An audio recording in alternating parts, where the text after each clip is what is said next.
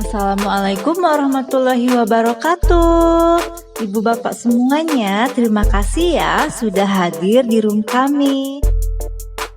Nah, di sini bersama saya Eli Supartini. Saya mau menyampaikan materi mengenai bagaimana caranya guru mendapatkan penghasilan tambahan di era digital ini. Bagaimana ya?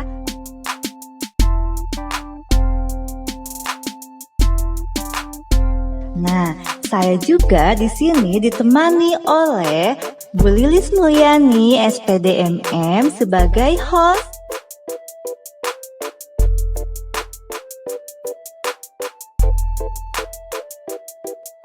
Dan juga saya ditemani oleh Bu Dr. Cici Wartisa MPD yang super hebat sebagai moderator.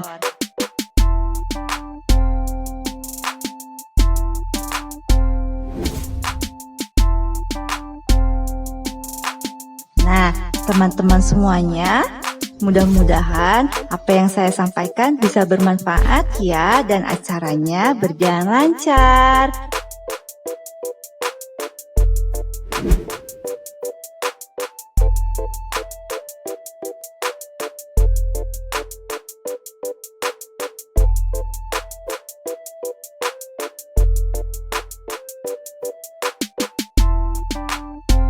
Wassalamualaikum warahmatullahi wabarakatuh.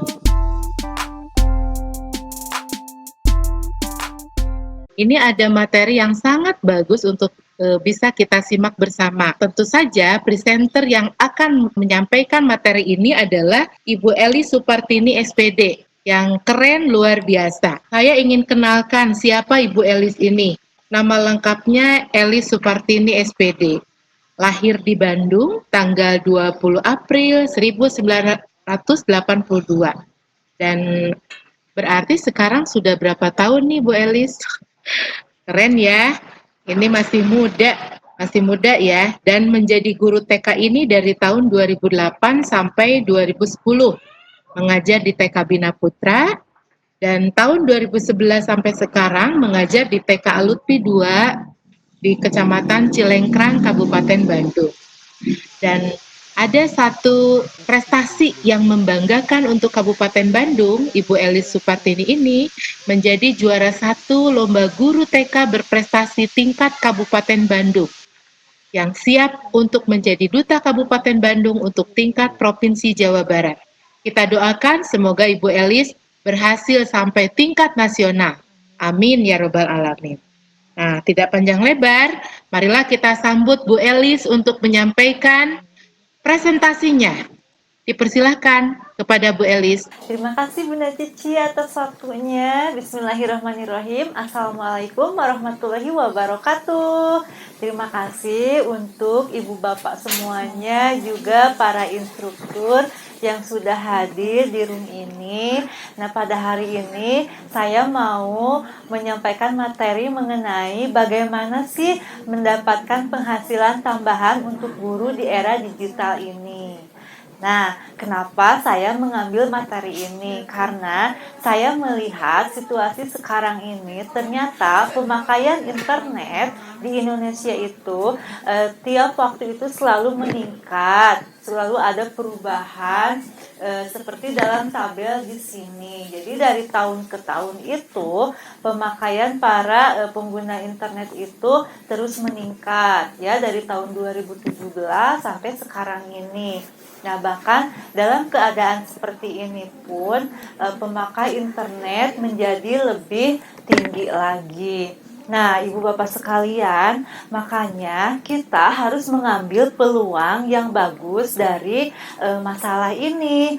Bukan berarti kita ikut latah nih menjadi pemakai internet, karena kan sekarang serba online ya. Jadi kita hanya menjadi konsumen saja. Nah, tidak seperti itu. Jadi kita harus berpikir bagaimana nih caranya supaya kita mendapatkan income atau mendapatkan pemasukan dari internet ini atau dari orang-orang yang memakai internet seperti itu. Nah, ini bayangannya seperti ini. Jadi dari tahun ke tahun itu penggunaan internet itu meningkat terus, dan Indonesia itu termasuk 5 terbesar dari semua negara yang menggunakan internet. Nah, seperti itu. Selanjutnya, gimana ya kita agar mendapatkan penghasilan tambahan ini, pendapatan melalui online. Nah, seperti itu.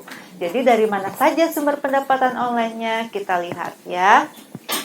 Nah, di sini sumber pendapatan online itu bisa didapat dari Google AdSense. Apa saja sih Google AdSense itu? Di dalamnya ada apa saja? Nah, kita akan mendapatkan pendapatan online dari Google AdSense melalui website. Website itu terdiri atau di dalamnya itu berisi tentang blog. Jadi kita memasukkan artikel atau sebuah cerita ke dalam website itu, dan kita akan mendapatkan penghasilan tentunya dengan syarat tertentu. Contohnya ini adalah website saya sendiri, karena saya juga baru dan sedang mencoba masuk ke website seperti apa. Nah, karena di sini saya sebagai pendidik anak usia dini, saya pun mengisi artikelnya itu mengenai pendidikan anak usia dini. Jadi belum berani ke luar dari dunia pendidikan anak usia dini. Nah, seperti ini tampilannya website itu seperti apa yang kita search nanti terlihat di sini. Dan selanjutnya contoh dari website teman saya, yaitu AA Fajar. Beliau adalah dosen, juga guru PAUD, dan beliau juga seorang penulis dan narasumber dalam pendidikan anak usia dini. Seperti dilihat di sini, laman websitenya seperti ini. Beliau artikelnya sudah banyak yang di-share dan banyak sekali, sangat kreatif, dan tentunya di dalamnya juga berisi pesan untuk para pendidik anak usia dini. Nah, seperti itu contoh penghasilan dari Google AdSense melalui website. Dan selanjutnya yaitu melalui YouTube. Nah, kalau YouTube nih udah tidak asing lagi, mungkin ibu bapak sering menggunakan aplikasi ini tentunya ya. Nah, sekarang kita bagaimana sih supaya kita mendapatkan penghasilan dari YouTube, bukan hanya menikmati menikmati menu-menu yang ada dari YouTube saja. Jadi kita harus berpikir supaya kita mendapat penghasilan dari YouTube itu seperti apa. Nah, kita lihat ya di sini. Di sini saya juga sama belajar dan mencoba untuk masuk ke dunia YouTube ya. Nah, di sini ada channel saya namanya TKTV, atau nanti boleh dicari hashtag #Elistory. Nah, seperti ini tampilan dari YouTube saya. Saya udah banyak upload beberapa video juga, dan alhamdulillah sudah ada penghasilan yang masuk lumayan ya. Alhamdulillah, pokoknya perjuangan buat video dan lain-lainnya sudah terbayar seperti itu. Nah, di sini ada channel teman saya. Channel teman saya ini malah sudah melambung jauh, pokoknya penghasilannya udah keren, udah hebat sekali. Nah, beliau ini channelnya berisi mengenai di luar pendidikan, yaitu obat herbal. Nah, di sini kita lihat ya estimasi pendapatan bulanannya. Nah, kita lihat garis besarnya saja, penghasilan terbesar atau tertinggi ini ada di bulan Desember, hampir mencapai 16 juta ya. Nah, itu adalah nominal ya, atau angka yang bukan kecil ya, menurut saya itu sangat besar sekali. Nah, ini pasti ada perjuangannya juga, subscribe-nya udah banyak, view-nya juga, dan upload videonya juga sudah banyak, grafiknya juga yang nonton sudah banyak pula. Nah, ini motivasi buat ibu bapak, kalau misalkan mau di bidang profesi, boleh sesuai profesinya, boleh. Kalau misalkan mau di luar itu sesuai minat bakatnya, enggak, karena ini juga tidak berhubungan dengan pendidikan, tapi kesehatan. Jadi nanti kita tinggal pilih kategorinya seperti apa. Dan selanjutnya kita akan mendapat penghasilan dari aplikasi. Nah, dari aplikasi apa? Aplikasi yang kita buat. Jadi kita harus lebih kreatif nih. Wah, banyak ternyata ya yang memakai internet itu. Kira-kira ini yang banyak dicari orang itu apa ya? Nah, kita buat aplikasinya. Misalkan aplikasi di dunia pendidikan nih, karena emang anak sekarang tuh lebih tertarik belajar menggunakan gadget. Nah, tapi kita memberikan menu yang mendidik pula, karena kita tidak lepas dari profesi kita sendiri. Pokoknya apapun yang menu kita yang di-share, kategori apapun, intinya itu harus bermanfaat untuk halayak atau yang penikmat atau pengguna aplikasi-aplikasi kita. Nah, selanjutnya, selain dari Google AdSense, kita juga akan mendapat penghasilan tambahan dari menjual e-book. Nah, e-book itu apa? E-book itu adalah electronic book. Jadi, yang kita jual itu bukan berupa bukunya, tapi yang kita jual itu tulisan kita. Jadi, electronic book itu tulisannya. Nah, di sini ada tampilannya penjualan e-book itu seperti apa, ya. Nah, di sini ada Risalah Store, ya. Yang kita lihat lamannya seperti apa.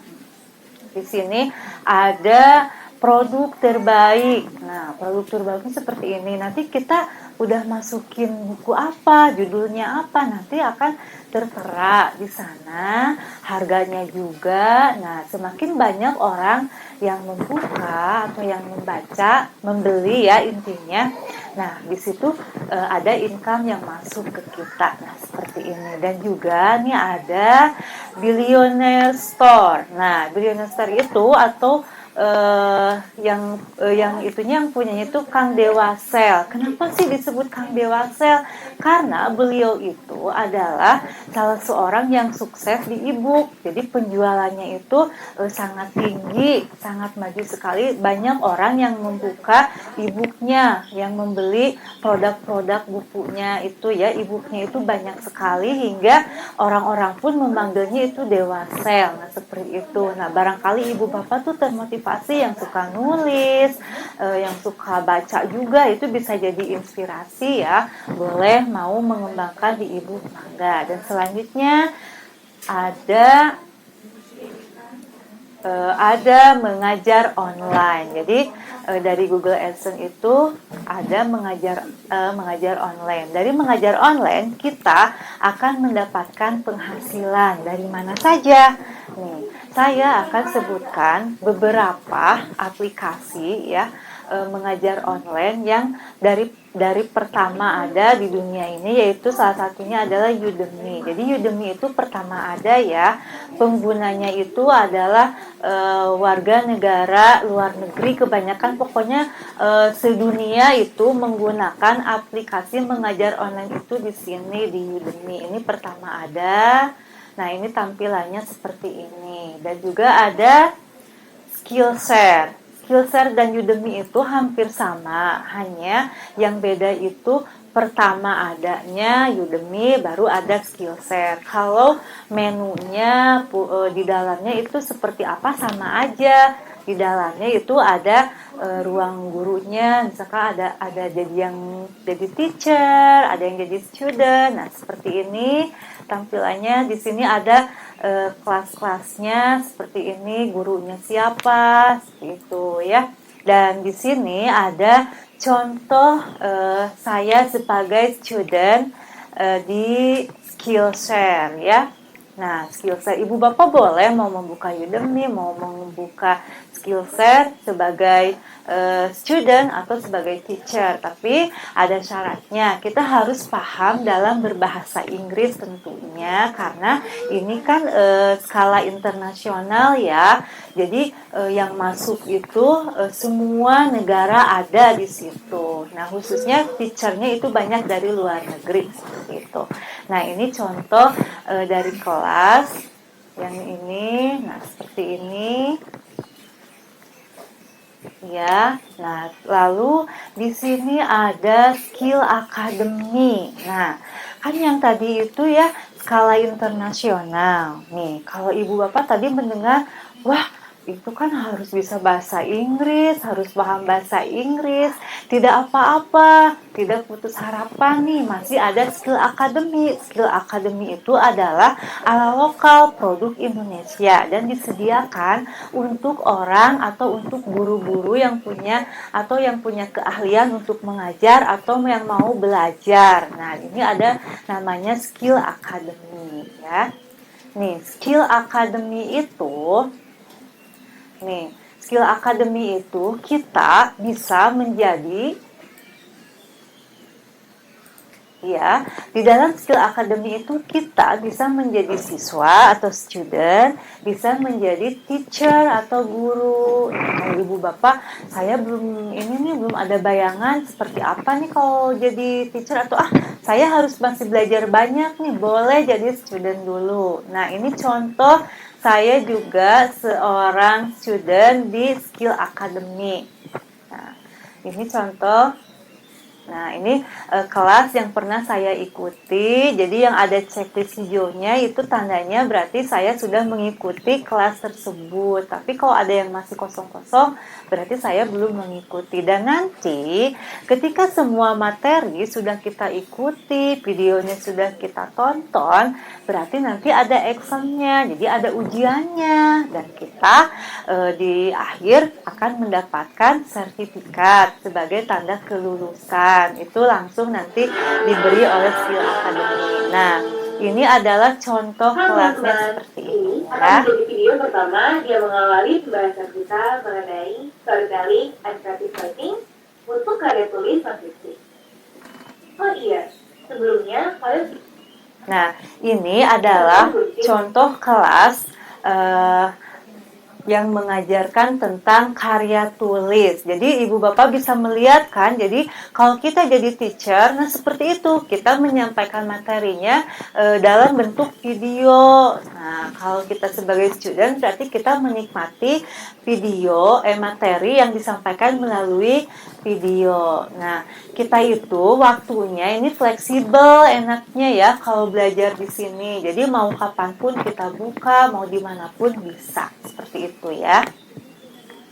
Selanjutnya, nih, selain sebagai siswa tadi kita bisa menjadi sebagai instruktur.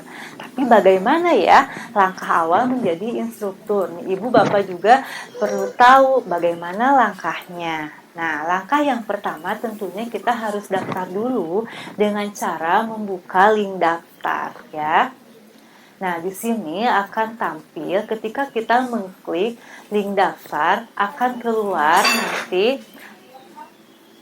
Nah, bagaimana menjadi instruktur kelas online di Skill Academy? Di sini ada harus inspiratif, nih harus menyusun materi, dan intinya nanti kita akan mendapatkan penghasilan tentunya. Dan ke bawah lagi, nanti kita bisa memilih jenis kemitraan. Kemitraannya bisa diisi kemitraan individu, kemitraan lembaga, atau bisa dua-duanya. Nah, setelah kita klik kemitraan individu misalnya, nanti akan keluar informasi pribadi tentang kita yang harus diisi, kayak nama lengkap, CV, dan lain-lain lagi. Dan juga ada contoh video ketika kita menyampaikan materinya. Dan juga yang paling utama, karena kita di sini pengajuan atau daftar menjadi teacher, tentunya kita harus memberikan contoh silabus yang berhubungan dengan topik yang akan kita ajarkan. Nanti untuk contohnya bisa diklik ya, ada di link daftarnya. Nah, setelah itu baru kita daftar sekarang, diklik, dan nanti tunggu konfirmasi apakah silabus kita di ACC atau tidak. Tapi pasti di ACC ya. Kalau Ibu Bapak mah udah pada pinter ya, karena Bu Guru dan Pak Guru pasti sudah bisa membuat silabus ya. Makanya jangan takut untuk mencoba. Nah, selanjutnya ketika kita sudah mendapat konfirmasi kita diizinkan untuk menjadi instruktur di Skill Academy, kita harus apa? Nah, kita harus menentukan tentukan materi sesuai keahlian ibu bapak. Jadi kayak tadi ya, kategorinya mau apa, mau di bidang pendidikan, mau di luar pendidikan, mau sesuai dengan minat bakatnya ibu bapak. Misalkan saya seorang guru matematika, tapi saya punya keahliannya di public speaking, nah boleh tuh bikin pembelajaran mengenai itu. Lalu susun struktur materi.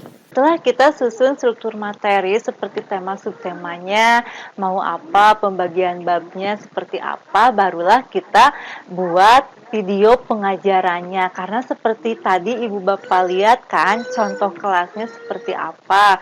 Di situ kita mengajar dalam bentuk video. Nah, begitu juga studentnya menikmatinya materi dalam bentuk video yang kita sajikan. Jadi ada yang harus disiapkan, yaitu syuting video. Jadi harus ada syuting videonya ketika kita menyampaikan materi. Nah, terus ada presentasi layar karena ini salah satu kualitas yang menentukan kalau kelas kita itu bagus. Nah, di sini kita harus melengkapinya dengan misalkan ada PowerPoint-nya, terus ada tutorialnya juga. Nah, setelah itu baru deh setelah syuting, presentasi layar udah lengkap, udah bagus, hasilnya udah dilihat, kita lalu ke proses editing video. Jadi pengeditannya seperti biasa kalau kita mau upload ke YouTube sama saja seperti itu.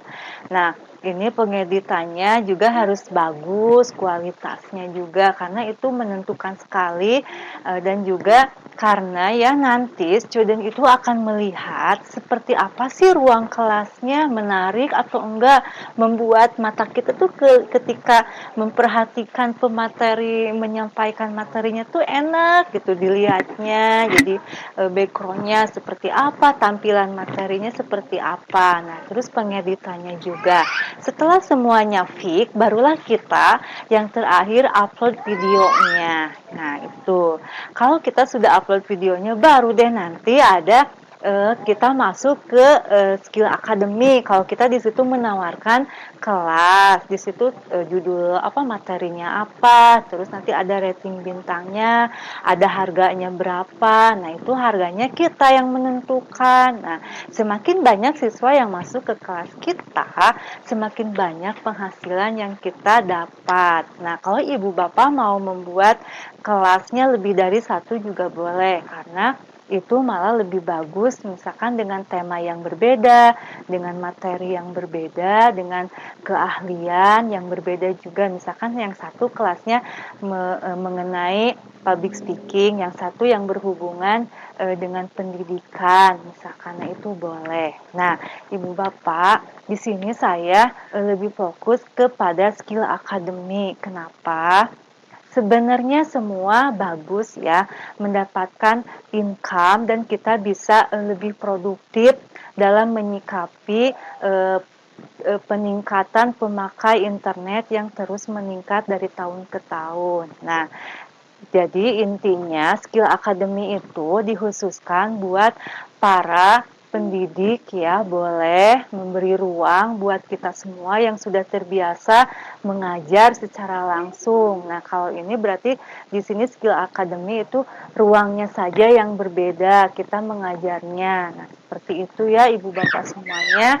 Mudah-mudahan apa yang saya sampaikan bisa bermanfaat dan bisa dipraktekkan. Ibu Bapak semua harus semangat ya, sebelum kita memotivasi anak didik kita, kita harus buktikan dulu kalau kita tuh bisa ya, kalau kita tuh bisa melakukannya, bisa mencobanya. Karena fungsi dari guru itu selain sebagai suri tauladan, salah satunya kita sebagai motivator juga ya buat peserta didik dan sebagai inspirator. Jadi kenapa tidak sih kita membuat sesuatu gitu ya di sini di Skill Academy atau di era digital ini, kita harus lebih pandai memanfaatkannya untuk memberi contoh kepada orang lain dan peserta didik kita. Mungkin itu sekilas mengenai penghasilan tambahan guru di era digital dari saya.